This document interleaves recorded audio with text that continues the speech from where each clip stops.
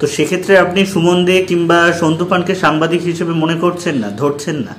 সে সাংবাদিক কি সাংবাদিক নয় এটা আমার কাছে বড় কথা নয়। এটা আমার কাছে বড় কথা হচ্ছে যে ধরো সন্তু পান বলে যে ব্যক্তি, তার বিরুদ্ধে যে অভিযোগ আছে সে হচ্ছে একটা মহিলা যে জামা কাপড় পুরো পরেছিল না, তার ভিডিও তুলছিল, ঠিক আছে?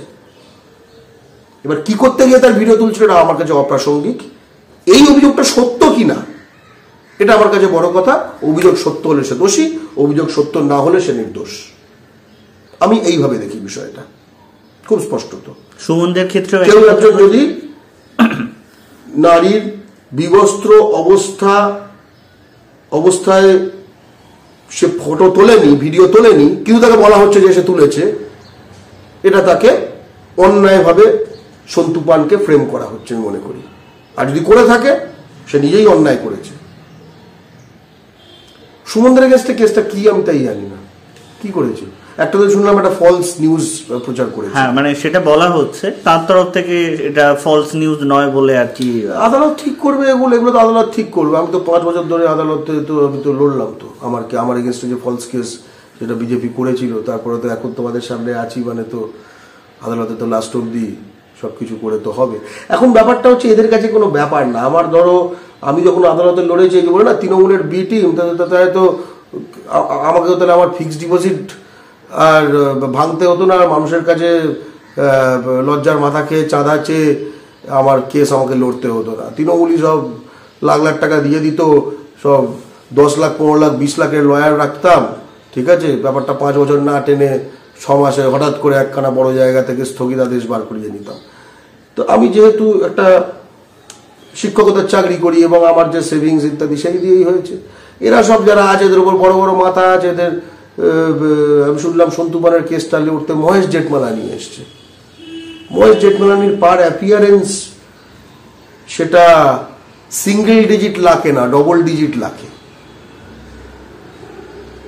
তবে আমি বলবো যেটা বাঙালি ছেলে, at the end of the day Santu বহিরাগত মালিক হলে কি হবে, আরাম ছেলেটা আপনার জন্য তোর ফেস করলো, তো একটু মাইনেটাও ডবল করে দিন। শুধু ইউজ করে নেবেন বাঙালি ছেলেগুলোকে, এবং সে নিজের চাকরি রাখতে ধরুন নানা রকম করবে, তারপরে ফেস করবে, তারপরে তো আপনি যখন মনে করবেন একে তো আউট করে দেবেন, তাই না? আজকে ধরো এই রিপাবলিক হোক বা হোয়াট এভার এগুলো হোক, ধরো সন্তু পান আজকে সন্তু পান সবসময় তো আর এই আপ সে তো আর খবরে থাকবে না। তো 6 মাস বাদে যখন তার এই হোয়াট এভার, তখন তাকে যখন একদিন জাস্ট বলে দেওয়া হবে কাল থেকে তুমি না, তখন কি হবে? তাই সন্তুকেও বলবো যে এই সময় একটা ইনক্রিমেন্ট করিয়ে নাও। কারণ বহিরাগতদের থেকে বাংলার মাটিতে তুমি ঠিক আছে, তুমি একটা রাজনৈতিক দলের হয়েও কাজ করছো, যেটাই ভাড়া কাটছো, তুমি তার পারিশ্রমিক বেশি নেবে না কেন? কারণ এদের সব টাকা তো বাংলা থেকে লুট করাও, তুমি ফেরত আনো কিছু। আমি এটা কিন্তু কোনো রকম প্যাক করতে বলছি না। অনেকে বলে আমি কেন্দ্রীয় সংস্থা, ধরো আমি ব্যক্তিগত কেন্দ্রীয় সরকারি সংস্থায় চাকরি করি, তা এখানে বাংলা ও বাঙালির কথা বলে, আমি অবশ্যই বলবো কেন্দ্র সরকার কি বাংলা থেকে ট্যাক্স তোলে না? আমাদের কয়লা লুট করে না? সব কিছু বন্দরের সব টাকা লুট করে না?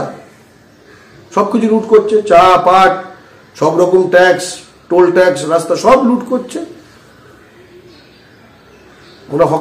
আমাদের লুট করা টাকা আমি যদি বাটপাড়ি করি, কার কি?